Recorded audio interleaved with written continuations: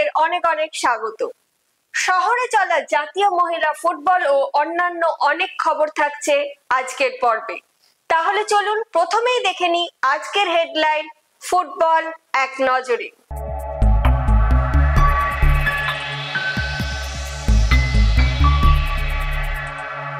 মণিপুর না হরিয়ানা, কার দখলে খেতাব? উত্তর মিলবে আগামীকাল কিশোর ভারতীতে। সামনে কলকাতার লিগ, প্রস্তুতিতে ব্যস্ত রেফারিরাও। শতবর্ষে পা দিল সোদপুর ক্লাব। ভারতীয় মহিলা ফুটবল কোন পথে? বাংলা মহিলা ফুটবলের অবস্থাই বা কি? এসব নিয়ে চর্চা সুজাতার। পঞ্চম ডিভিশন গ্রুপ এর খেলা শুরু 10ই জুন। চলে আসি এবার বিস্তারিত খবরে।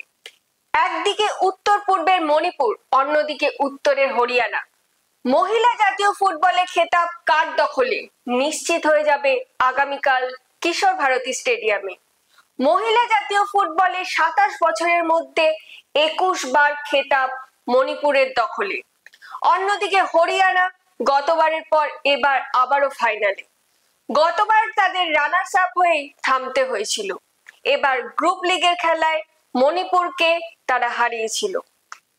কাল তাই এক জমজমাট ফাইনাল দেখার অপেক্ষায় রয়েছে কিশোর ভারতী। আর মাত্র মাসখানেকের অপেক্ষা, তারপরে শুরু হতে চলেছে কলকাতা ফুটবল লিগ। ক্লাবগুলোর কেউ বা ট্রায়ালের মাধ্যমে দল গঠনে ব্যস্ত, কেউ বা অনুশীলন শুরুর অপেক্ষায়। বসে নেই রেফারিরাও। বাসি মুখের মাঠে নামার আগে নিজেদের প্রস্তুতি সেরে নিচ্ছেন তারাও। এমনই ছবি উঠে এলো আমাদের ক্যামেরায়। প্রথমত আইএফএ কে অনেক ধন্যবাদ এটা অর্গানাইজ করার জন্য। একটা সাধারণত ইন্টারভিউ একটা স্টেট অ্যাসোসিয়েশন থেকে হচ্ছে, এটা প্রথমবার রেফারি আর কি। অ্যাকচুয়ালি প্লেয়ারদের হয়, টিমের হয়, কোচেদের হয়, বাট রেফারিরা কীভাবে প্রিপারেশন নিচ্ছে এটাও একটু জানা দরকার ফর ইয়াং রেফারিজ যারা হয়তো কলকাতা আসতে পারছে না। ডিস্ট্রিক্টে আছে, সাবাবসে আছে, অনেক জায়গায় আছে যারা কলকাতা আসতে পারে না, বা কলকাতায় আছে তারা বুঝতে পারে না যে ওপরের দিকে রেফারিরা কী করে ট্রেনিং করে বা কিছু। তো নর্মালি ট্রেনিং আমি সারা বছরই করি, সারা বছরই মোটামুটি ট্রেনিং করি। তার সাথে মানে ফিল্ড ট্রেনিং থাকে, আর অল্টারনেট ডে ট্রেনিংয়ের সাথে সাথে বিকালবেলা স্ট্রেংথ এন্ডুরেন্সের ট্রেনিং থাকে আর কি। মানে স্ট্রেংথ, এজিলিটি, ফ্লেক্সিবিলিটি এগুলো থাকে।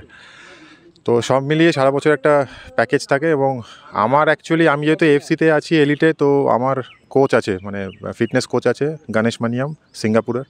তো উনি আমাকে এই রাতেবেলা আমাকে পোলারটা সিঙ্ক করতে হয়। আমার এই ঘড়িটা আছে, এটাকে রাতেবেলা শোয়ার আগে সিঙ্ক করতে হয়। তো আমার এই ইউজার নেম আইডিটা এঁকে দেওয়া আছে আমার কোচের কাছে। তো উনি ওটাকে খুললেই বুঝতে পারেন আমি আর কি ট্রেনিং করেছি।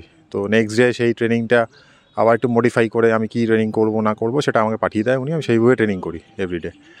এইটা একটা আছে। আর সামনে সিএফএলের ব্যাপারে, যে সিএফএল খেলাচ্ছি অনেক বছর ধরে। আর আমাদের যে বড় টিমগুলো সাধারণত একটু ভালো লাগে যদি তারা ফুল টিমটা করে, মানে যেটা আইএসএল যাচ্ছে বা আই লিগ যাচ্ছে যে টিমগুলো। মানে আমরা তো এখন 3টে প্রধানই আইএসএলেই আছে। তো তারা যদি একটু সিনিয়র টিম, মানে ফুল টিম, যেটা আগের বছর দেখলাম রিজার্ভ টিম খেলছিল, যদি ফুল টিম করে ভালো লাগে। মানে একটু কম্পিটিটিভ হয়, আরও একটু কম্পিটিশন বাড়ে, মাঠে দর্শকও আসে খেলা দেখতে। তো সেই ব্যাপারটাও একটু যদি চিন্তাভাবনা করা হয়, তো এটা একটা রিকোয়েস্ট আর কি বড়ো টিমদের কাছে, যে ফুল টিমটা প্লেস করে তাহলে সুবিধা হয়, রেফারিদেরও আরও ভালো লাগে, যারা আপকামিং রেফারি যারা আসছে। মানে আমরা আগে যেরকম ডার্বি খেলিয়েছি সেরকম এখন যে ডার্বিটা হচ্ছে, এখন ডার্বিটা খদ্দা স্টেডিয়ামে করা যাচ্ছে, বা মানে ব্যারাকপুর স্টেডিয়াম, ব্যারাকপুর বা নৈহাটিতে করে দিচ্ছে। কিন্তু যুবভারতী ছাড়া সেটা পসিবল ছিল না আমরা যখন ডার্বি খেলিয়েছি কলকাতা লিগে। তো এই ব্যাপারগুলো আছে। আর সিএফএলের প্রিপারেশন অফকোর্স এবছর একটু ইউনিক হতে চলেছে। আমার সাথে আমাদের অনারেবল সেক্রেটারি অনির্বাণ দত্তর সাথে কথা হয়েছে অনেকবার, অনেক ফেজে। তো ইশিয়ামা নোবুরু আসছেন জাপান থেকে, উনি কোর্স থেকে কন্ট্যাক্ট করবেন। 4 days কোর্স, 3 দিনের মনে হয় রেফারিদের হবে, 1 দিন ইনস্ট্রাক্টর বা অ্যাসেসারদের সাথে হচ্ছে। তো কোর্সটা খুব ইউনিক কোর্স হবে, প্রথমবার ইন্টারন্যাশনাল কোর্স। ইন্টারন্যাশনালের মতন লোক আসছেন, একটা যে ফিফা ইনস্ট্রাক্টর আর কোর্স করাবেন। আমার একটাই রিকোয়েস্ট সব রেফারিদের কাছে, যেন ওটাকে ফলো করে, তারা ওটাকে ফলো করে এবং সেইভাবেই চলে, যেরকমভাবে গাইডলাইন্স উনি দেবেন, যেরকমভাবে ক্লাসেস নেবেন। কেন কি সবাইকে অন সেম পেজ থাকতে হবে, তবেই গেমটাকে বাইরের লোক যখন দেখবে সেটাকে এনজয় করতে পারবে, যে না ঠিক আছে রেফারিং এবছর ভালো হচ্ছে বা রেফারিংয়ের কোয়ালিটি যেটা সেটাও ইমপ্রুভ করছে, সবাই বলবে তাহলে, নাহলে পরে একটু ডিফিকাল্ট হয়ে যায়। বলছি সবার প্রথমে আইএফএ টিভিকে অসংখ্য ধন্যবাদ যে আমাদের রেফারিদের এটা ইন্টারভিউ নেওয়ার জন্য। তো ন্যাচারালি আমাদের প্রস্তুতি এটা সারা বছরই হয়, কারণ শুধুমাত্র সিএফএলের জন্য না, কারণ আমরা যখন অল ইন্ডিয়া ফুটবল ফেডারেশনে ম্যাচে যাই তখন আমাদের প্রিপারেশনের ব্যাপার থাকে। তো আপকামিং এখন সিএফএল আছে, তো সিএফএলও আমরা প্রিপারেশান করছি। তো প্র্যাকটিসটা আমাদের প্রতিনিয়তই হয়, তো আমরা একসাথে সবাই প্র্যাকটিস করি। আর রিগার্ডিং আইএফএর যেটা ওয়ার্কশপ আছে, তো ওয়ার্কশপটা খুব ভালো একটা ইনিশিয়েটিভ নিয়েছে আইএফএ, যে এখানে অনেক জুনিয়র যারা রেফারি আসছে তো তারা এই ওয়ার্কশপ থেকে অনেক কিছু শিখতে পারবে। তো এটা একটা ভালো ইনিশিয়েটিভ নিয়েছে আইএফএ। আর রিগার্ডিং সিএফএল পোস্টিং নিয়ে ব্যাপারটা, এটা পোস্টিংটাই পুরোপুরি ডিপেন্ড করে পুরোটাই সিআরের উপরে, কারণ সিআরের সেক্রেটারি, সিআরের অ্যাসিস্ট্যান্ট সেক্রেটারি, সিআরের যারা কাউন্সিল মেম্বার আছে তারা সবাই মিলে ডিসকাস করে কোন ম্যাচের কী কার পোস্টিং হবে সেটা পুরোটাই ডিপেন্ড করে সিআরের উপরে। আর সবথেকে মেন কথা হচ্ছে যে আমরা রেফারি হিসাবে চাই যে মেনলি প্রিমিয়ার খেলাতে যে সমস্ত বড় বড় টিমগুলো সব সময় প্রবলেম যেটা হয় পেনাল্টি নিয়ে, রেড কার্ড নিয়ে, ইয়েলো কার্ড নিয়ে মেনলি প্রবলেমগুলো হয়। তো আইএফএ যদি একটা সমস্ত টিমদের অফিসিয়ালদের নিয়ে বা কোচেসদের নিয়ে যদি একটা সেমিনার করে, যেখানে আমাদের সিআরের বড় বড় ইন্সট্রাক্টররা আছে, ম্যাচ কমিশনাররা আছে, তারা যদি তাদের গাইডলাইন্স দেয় যে এই সব কারণের জন্য রেড কার্ড হয় বা পেনাল্টি হয়, তাহলে আমার মনে হয় যে বড় বড় টিমগুলো বা প্রিমিয়ারের সমস্ত টিমগুলো তারা সেই ব্যাপারটা ক্লিয়ার হয়ে যাবে। এটা আমার মনে হয় আইএফএ করলে খুব একটা মানে আমাদের রেফারিদের জন্য ভালো, টিমদের জন্য খুব ভালো, প্লেয়ারদের জন্য আরও ভালো হবে, তাহলে প্লেয়াররাও বুঝতে পারবে, টিমরাও বুঝতে পারবে। প্রথমে থ্যাঙ্কস আইএফএ টিভিকে আমাকে সুযোগ দেওয়ার জন্য, বলার কিছু বক্তব্য রাখার জন্য। প্রথমত প্রিপারেশন ফর আইএসএল ক্যালকাটা লিগের জন্য 2024-25-এর আমি সবাইকে আহ্বান জানাচ্ছি, যে সমস্ত আমার ছোটো ভাইরা রয়েছে বা বোনেরা রয়েছে যারা ক্যালকাটা লিগ খেলাবে, সঠিকভাবে নিজেদেরকে প্রিপারেশন সবসময় নেবে, কারণ খুব ইম্পর্টেন্ট। নিজের প্রিপারেশনের উপর ডিপেন্ড করে ডিসিশন, কারণ আমি যদি ফিট হই তাহলে আমার ডিসিশনগুলো বেসিক্যালি কারেক্ট হওয়ার সম্ভাবনা থাকে, মেন্টাল স্যাটিসফ্যাকশন থাকে। তাই জন্য ফিটনেস অবশ্যই খুব জরুরি। আর দ্বিতীয় কোশ্চেন তুমি যেটা বললে বড় টিম অবশ্যই বড়, তাদের চিন্তাভাবনা আলাদা, কিন্তু সবসময় মনে রাখতে হবে আমাদের রেফারিদের বড়দের মতন খেলবে, ছোটোদেরকেও বড় মনে করতে হবে, না হলে তারা জীবনে কোনোদিন বড় হবে না। তাই আমাদের সবচেয়ে বেশি দরকার ফেয়ারনেস থাকা, কারণ আমাদের ছোটো ছোটো ডিসিশন, ছোটো ছোটো সিদ্ধান্তগুলোকে যেমন বড় টিম অনেক সময় মানে না, ছোটো টিমও মানে না, কিন্তু সঠিক সিদ্ধান্ত হলে সবাই আমাদেরকে মানবে। সেই মানার মানে অঙ্গীকারটা যাতে সবাই একইভাবে পায়, তার জন্য মানসিকভাবে নিজেদেরকে তৈরি থাকা এবং 2024-25-এ নির্ভুলভাবে যাতে খেলানো যায় এবং খেলাতে পারি আমরা, সেই দিকে লক্ষ্য রাখা। সিএফএলের প্রিপারেশন খুবই বেটার হয়েছে আমার, এবং সারা বছর প্র্যাকটিস করলে পরে মনে হয় না কোনো সময় প্রিপারেশনের জন্য কিছু ইসে দিতে হয়, কারণ সারা বছর অ্যাক্টিভিটিস রাখলে তাহলেই একটা রেফারি ফিট থাকতে পারবে। তো আমরা সারা বছরই প্র্যাকটিসে থাকি এবং নিজেদের অ্যাক্টিভিটিস নিয়ে সবসময় বিজি রয়েছি, এবং সারা বছর খেলা চলছে, আইএফএ এবং ডেভেলপমেন্ট লিগ, যাই হোক যা টুর্নামেন্ট চলছে সবই আমরা ইসে করছি। তো আমি আপাতত নিজের দিক থেকে ফিট, এবার ফিটনেস টেস্ট দিলে পরে বোঝা যাবে আমি কতটা ফিট রয়েছি। আর যেটা আইএফএ যে ওয়ার্কশপ হবে এটা খুবই বেটার, মানে আমাদের রেফারিদের জন্য খুবই বেটার অপরচুনিটিস, কারণ একটা টুর্নামেন্ট খেলানোর আগে বা সারা বছর একটা রেফারির যাই কিছু হোক ওয়ার্কশপ হলে পরে সবার জন্য, সে জুনিয়র হোক সিনিয়র হোক সবার জন্যই একটা বেটার, কারণ তারা এটা ইমপ্লিমেন্টটা ম্যাচের জন্য করতে পারবে এবং শেখার কোনো শেষ নেই। আইএফএ যেটা করছে এটা আরও আগেও থেকে উদ্যোগ নিলে বেটার হয়, প্রত্যেক বছরই একটা করতে হয়, সেটা হলে পরে খুবই বেটার জুনিয়র সিনিয়র সবার জন্য। 100 বছর, হ্যাঁ ঠিকই শুনেছেন। উত্তর 24 পরগনার অন্যতম সেরা ক্লাব হলো সোদপুর ক্লাব, এবার শতবর্ষে পা দিল। কথা বলেছিলাম আমরা ক্লাব কর্তাদের সঙ্গে, কি জানালেন তারা, দেখে নেব। আমাদের সাথে এখন আছেন সোদপুর ক্লাবের স্পোর্টস সেক্রেটারি নিতাই দেবনাথ। তো আপনাদের ক্লাব 100 বছর এবছর পার করবে, তো কীরকম আপনার অভিজ্ঞতা, এত বছর ধরে ক্লাবে আছেন, যদি কিছু বলেন, শেয়ার করেন আপনার অভিজ্ঞতা। নমস্কার, আমি সোদপুর ক্লাবে এসেছি 65 সালে, ধরো প্রায় 60 বছর হয়ে গেল। আমি প্রথম হয়তো one of the oldest member player cum member Sodepur ক্লাবের।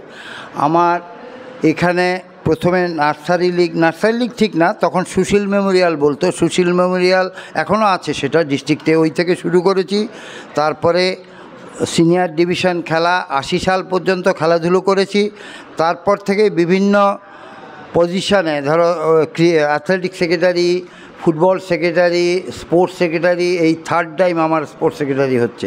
আমরা আসলে এই বয়স্ক কজন যারা রিটায়ার করে গেছি, এই 70 ঊর্ধ্ব, আমি এখন 76, এইরকম ঊর্ধ্বই আমাদের 75-76 বছরের 5-6 জন আমরা ক্লাবটাকে সবসময় দেখি সকাল বিকেল।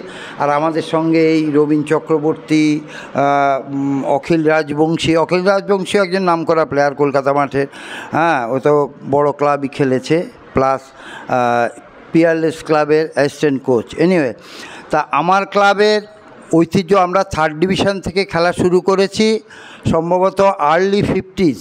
থার্ড ডিভিশন থেকে উঠেছি সেকেন্ড ডিভিশনে 57-এ, 1957। তারপর থেকে ডিস্ট্রিক্টের ফার্স্ট ডিভিশনে উঠেছি 1963। সেই থেকে আমরা ডিস্ট্রিক্টের প্রথম ডিভিশন বা সুপার ডিভিশন এখন নাম বলেছে, ওটাতেই আমরা অংশগ্রহণ করে থাকি। আর আমরা এর মধ্যে 3 বার আমরা চ্যাম্পিয়ন হয়েছি, জেলা চ্যাম্পিয়ন হয়েছি। এখন আমাদের সাথে আছেন সোদপুর ক্লাবের ফুটবল সেক্রেটারি রবীন চক্রবর্তী। তো 100 বছর পা দিচ্ছে আপনাদের ক্লাব, কীরকম লাগছে এবং কি প্ল্যান আছে আপনাদের, এবং ভবিষ্যতে কি পরিকল্পনা, সেটা যদি শেয়ার করেন। আমি রবীন চক্রবর্তী, সোদপুর ক্লাবের ফুটবল সেক্রেটারি। আমাদের 100 বছরে পা দিয়েছে, মানে উত্তর 24 পরগনা ডিস্ট্রিক্টে যে সমস্ত ক্লাবগুলো আছে তাদের মধ্যে খুব কয়েকজন আর কি 100 বছরে পা দিয়েছে, তাদের মধ্যে আমরা অন্যতম। আমাদের প্ল্যান হচ্ছে গিয়ে আমাদের নার্সারি এবং আরও ছোটোদের, মানে 7 বছর বয়স থেকে শুরু করে 10 বছর, 13 বছর এবং 16 বছরের ছেলেদের এখানে প্রশিক্ষণ দেয়। এবং নামি দামি কোচ সমস্ত, ইন্ডিয়া ফুটবল খেলেছে জয়দেব চক্রবর্তী আমার বদ্দা, উনি coach, Akhil Rajbongshi coach, Tapan Chakraborty coach, Santanu Majumdar coach, Amitabha Dutta coach. এরা আমাদের ফুটবলে এতগুলো কোচ অন্য কোনো মাঠে আমাদের ডিস্ট্রিক্টে দেখা যায় না।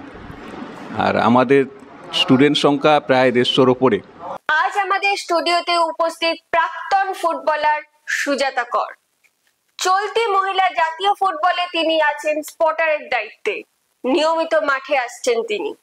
তার কাছ থেকে আমরা জেনে নেব কেমন হচ্ছে এবারের জাতীয় ফুটবল, বাংলা মহিলা ফুটবলের অগ্রগতি বা কোন পর্যায়ে। আজ আমাদের স্টুডিওতে হাজির হয়েছেন প্রাক্তন ফুটবলার সুজাতা কর। চলতি মহিলা জাতীয় ফুটবলে তিনি রয়েছেন স্পটারের দায়িত্বে, নিয়মিত তিনি মাঠে আসছেন। তার কাছ থেকে আমরা জেনে নেব এবারের জাতীয় ফুটবল কেমন চলছে, বাংলা মহিলা ফুটবলের অগ্রগতি বা কেমন, কোন পর্যায়ে। সুজাতা দি, তোমাকে অনেক অনেক স্বাগত আইএফএ টিভির পক্ষ থেকে আমাদের স্টুডিওতে আসার জন্য। আচ্ছা, এই যে মহিলা জাতীয় ফুটবল প্রতিযোগিতা চলছে, তুমি তো নিয়মিত মাঠে যাচ্ছ, ভারতীয় জাতীয় মহিলা ফুটবল প্রতিযোগিতা বর্তমান অবস্থা নিয়ে তোমার ধারণা কি? ধন্যবাদ তোমাকে, আইএফএ কে, কি আমাকে এখানে ডাকা হয়েছে আমার মতামতটা জানানোর জন্য। বা তো আমার এটাই মনে হচ্ছে যে আগামী দিনে মেয়েদের পারফরমেন্স অনেক বেশি ভালো হবে, যেটা ভিশন রেখেছে 2047। আমার মনে হয় ওটা অ্যাচিভ হতে বেশি দিন সময় লাগবে না। আচ্ছা, বাংলা তো আছেই, তার পাশাপাশি এখন অন্যতম ভারতীয় জাতীয় ফুটবলের মধ্যে মণিপুর একটা নাম, তার পাশাপাশি ওড়িশারও নাম উঠে এসেছে। এখন আমরা দেখছি হরিয়ানারও উত্থান। হরিয়ানা সম্পর্কে তোমার কি ধারণা? হরিয়ানা এখন থেকে উত্থান হয়নি, হরিয়ানা বরাবরই ভালো খেলে এসছে, কেন কি ওদের কটা মেয়ে ইন্ডিয়া টিমে আছে। আর হরিয়ানাও একটা ভালো সাইড, ওরা লড়াকু, ওরা সহজে ছেড়ে দেয় না। আর আগেও কম্পিটিশনে ছিল, এখনো কম্পিটিশনে আছে, কিন্তু এখন বেশি হাইলাইটস আমাদের কলকাতায়, মানে বাংলায় যেহেতু আমাদের ন্যাশনালটা হচ্ছে, তাই আমরা ভাবছি যে হরিয়ানা আজকে উত্থান হয়েছে, বাট না, এটা আগেও ছিল, আর স্টিল ওরা ধারাবাহিকতাটা বজায় রেখেছে। আচ্ছা, কাল তো ফাইনাল, তোমার কি মনে হয় কার পাল্লা ভারী? আমি যতটুকু খেলা দেখেছি অনেক ব্যালেন্স টিম মণিপুর। হরিয়ানার যেটা প্লাস পয়েন্ট সেটা হচ্ছে গিয়ে ওরা জুনিয়র এবং খুব লড়াকু, এন্ড পর্যন্ত ওরা লড়ছে, দৌড়াচ্ছে। তো আর সেই দিক থেকে দেখতে গেলে মণিপুরে অনেক বেশি এক্সপিরিয়েন্স আছে, আর ওদের টিম গেমটা অনেক বেশি ভালো। তো আমার ওভারঅল আমার মনে হচ্ছে যে মণিপুর জায়গাটা করবে, বা যেরকম করে এসছে ওরাই জায়গাটা ধরে রাখবে। আর বাংলার দলকে তোমার কেমন লাগলো? বাংলার দলকে ভালোই লেগেছে, বাট যার শেষ ভালো তার সব ভালো। তো শেষটা আমাদের ভালো হয়নি, কোনো না কোনো জায়গায় একটু খামিয়া ছিল, সেটা কোচ যেটা মনে করেছে তিনি সেটা করেছেন। তবে বাংলা টিম অনেক ভালো ছিল, আমরা আশাই করেছিলাম যে আমরা ফাইনাল খেলবো। তো একদিন থাকে, ডে থাকে না, তো আনফরচুনেটলি রেজাল্ট হয়েছে। আচ্ছা, তোমরা বা তারও আগে বাংলা ফুটবলের যে অবস্থা ছিল, এখন তো অনেক সুযোগ সুবিধা বেড়েছে, তো সেই সম্পর্কে তুমি কি বলবে? বাংলা আগে যখন আমরা খেলতাম তখন আমাদের 7 দিন, 3 দিন বা খুব বেশি হলে 10 দিন প্র্যাকটিস করে আমরা বাংলা টিম নিয়ে আমাদের যেতে হতো, বা আমরা খেলে এসেছি। সেখানেও আমরা ফাইনাল খেলতাম। হ্যাঁ, নিশ্চয়ই আমরা চ্যাম্পিয়ন হতে পারতাম না, কেন মণিপুর বরাবরই সারা বছর প্র্যাকটিস করে, আর ওদের যখন টিম আসে নিয়ার অ্যাবাউট ওরা 2 মাস প্র্যাকটিস করে তারপর আসে। সেখানে আমরা 10 দিন, 5 দিন, 1 সপ্তাহ প্র্যাকটিস করে যেতাম, তাও আমরা ফাইনাল খেলতাম, আর মণিপুরের সাথে হাড্ডাহাড্ডি লড়াই হতো। এখন রিপিটেডলি আমি দেখতে পাচ্ছি বাংলার টিম যাচ্ছে, রেগুতে হেরে চলে আসছে। তো সেখান থেকে যদি বলি, এই সবে যেটা কালকে বাংলা শেষ করলো, সেমিফাইনাল জিততে পারলো না, অনেক বেশি টাইম দেওয়া হয়েছে, বাট লাস্ট ইয়ার পর্যন্ত অত টাইম দেওয়া হয়েছিল না। এই বছর অনেক বেশি টাইম পেয়েছে, অনেক গোছানোর টাইম পেয়েছে। তো রেগু থেকে হারার থেকে তো আমার মনে হয় সেমিফাইনাল বাংলা খেলছে, ভালোই করেছে। আচ্ছা, বাংলা জাতীয় ফুটবলে যে কন্যাশ্রী কাপ চালু হয়েছে, তার অবদান কতটা তোমার মনে হয়? কন্যাশ্রী কাপ আগেও লিগ কলকাতায় শুরু হয়েছে 93 থেকে। তো তখন থেকে কলকাতা লিগ চলছে, কিন্তু তখন কোনো নাম ছিল না। তো কন্যাশ্রী কাপটা তোমার 3-4 বছর যাবত কন্যাশ্রী নামটা হয়েছে। তো সেই ক্ষেত্রে একটা সাপোর্ট আমাদের স্পোর্টস ডিপার্টমেন্ট থেকে পাওয়া যাচ্ছে, তো তার জন্য অনেক বেশি হাইলাইটস হচ্ছে, এবং প্যারেন্টসরাও চাইছে কি যে তার বাচ্চারা খেলুক, পার্টিসিপেট করুক, তার বাচ্চা হাইলাইটস হোক। অনেক বাচ্চারা আসছে খেলতে, অনেক মেয়েরা আসছে খেলতে। আরো একটা বেশি ভালো এবছর আইএফএ করেছে, যেটা হচ্ছে কি সেকেন্ড ডিভিশন লিগ করাতে অনেক বেশি কম্পিটিশনটা বাড়ছে। কেন এই সেকেন্ড ডিভিশন করাতে কি হচ্ছে, অনেক বেশি মেয়েরা সুযোগ পাচ্ছে খেলা। এবার এখান থেকে 2টা টিম আবার যখন ওপরে যাবে তখনও একটা খেলার মধ্যেই থাকবে। তো ওভারঅল আমার মনে হয় ভালো সাইন এটা, কি কন্যাশ্রী কাপ আসার পরে সেকেন্ড ডিভিশন করেছে, খুবই ভালো করেছে মেয়েদের ফুটবলের জন্য।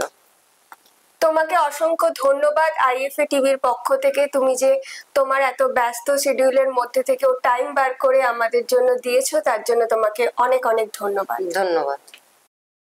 কলকাতা ফুটবল লিগের 5ম ডিভিশন গ্রুপ এর খেলা শুরু হচ্ছে আগামী 10ই জুন। 35টি দলকে 4টি ভাগে ভাগ করা হয়েছে। 8টি দল চতুর্থ ডিভিশনে উত্তীর্ণ হবে, পাশাপাশি 6টি দল অবনমনের আওতায় পড়বে। মঙ্গলবার আইএফএ এর অফিসে 5ম ডিভিশন গ্রুপ এ তে অংশগ্রহণকারী দলগুলির প্রতিনিধিদের সঙ্গে এক বৈঠকে এই সিদ্ধান্ত নেওয়া হয়েছে। এবার আপনারা তৈরি হয়ে বসুন, কারণ এবার সময় ফুটবল কুইজ মগজাস্ত্রের।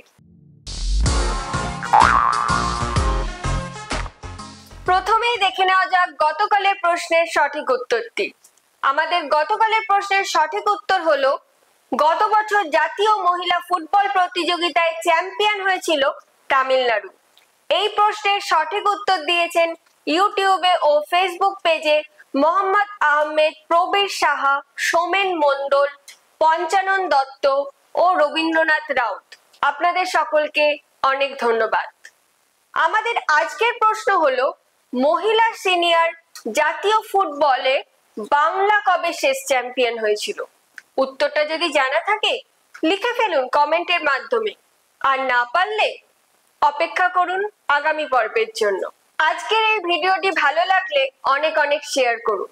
আমাদের ফেসবুক পেজটিকে ফলো করে দিন। বাংলা ফুটবলের আরো খবর পেতে আমাদের ইউটিউব চ্যানেলটিকে সাবস্ক্রাইব করে বেল আইকনটি প্রেস করে দিন। আজ তাহলে এখানেই শেষ করছি। আগামীকাল আবার দেখা হবে আপনাদের সঙ্গে। শুভরাত্রি।